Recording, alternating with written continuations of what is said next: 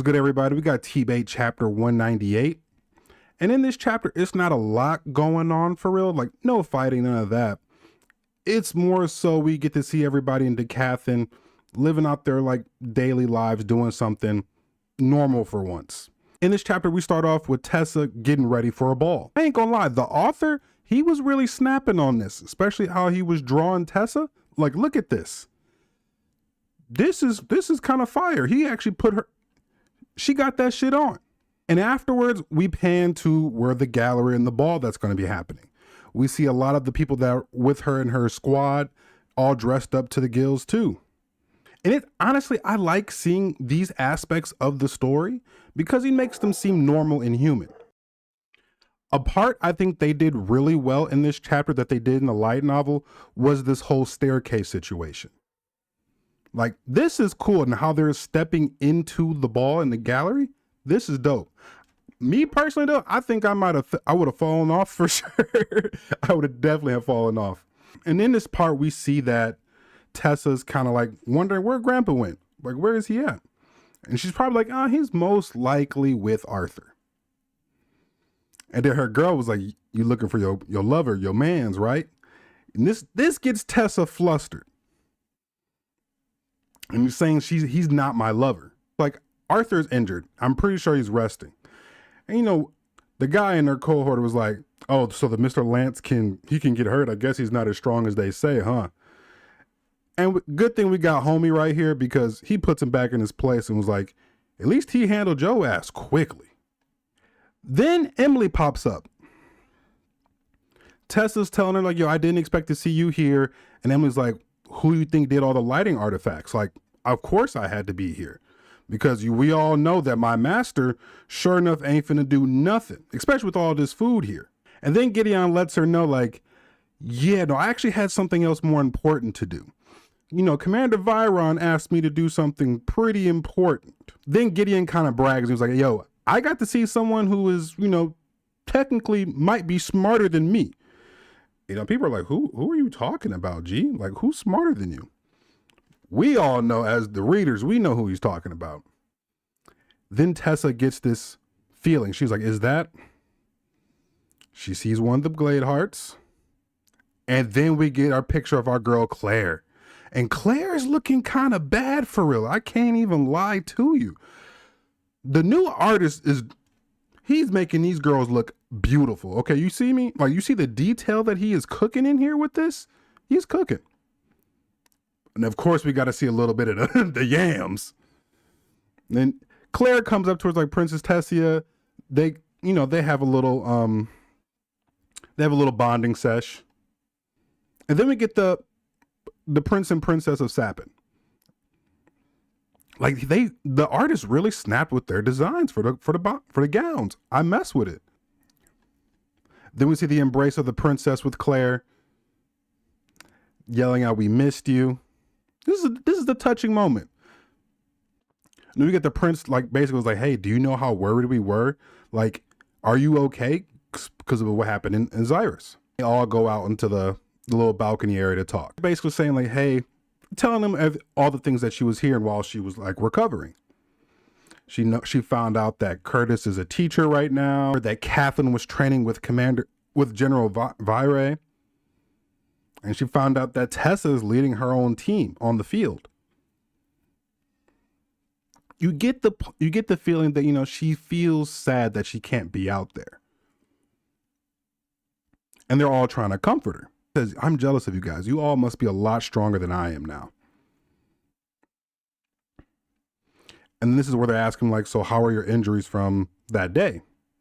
And it's like, they're all mostly healed.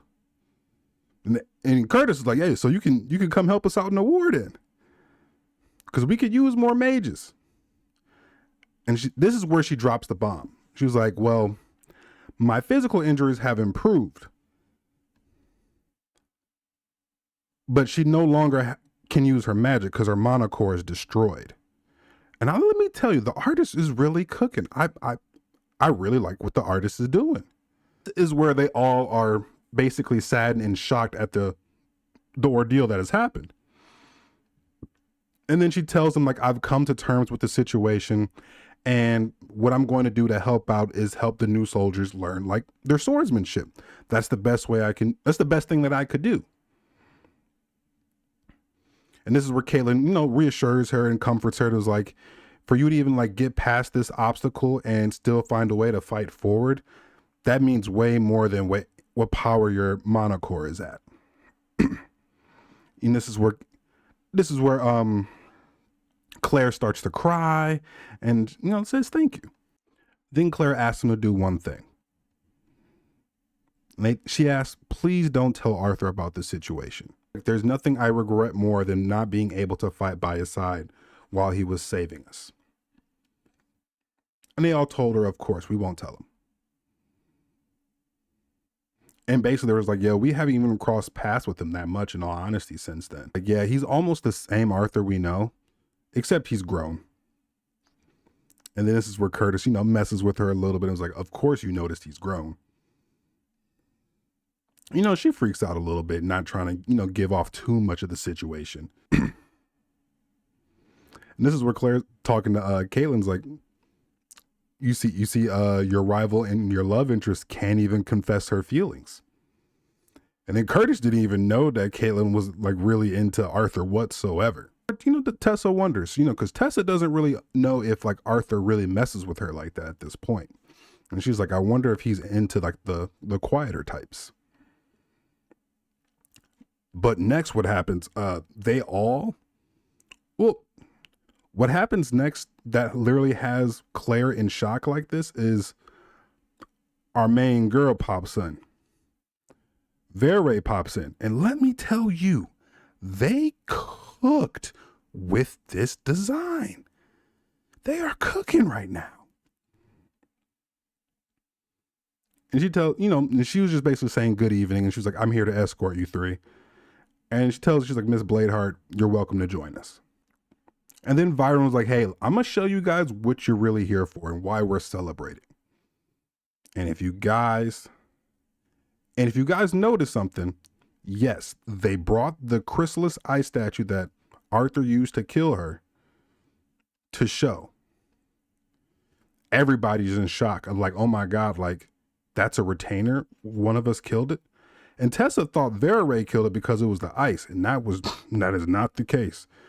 Even Vera looked shook. Finished the chapter with them showing us our Lance Godspell, Arthur, and letting everybody know that he's the one who killed the Lance. That he's the one who killed the retainer.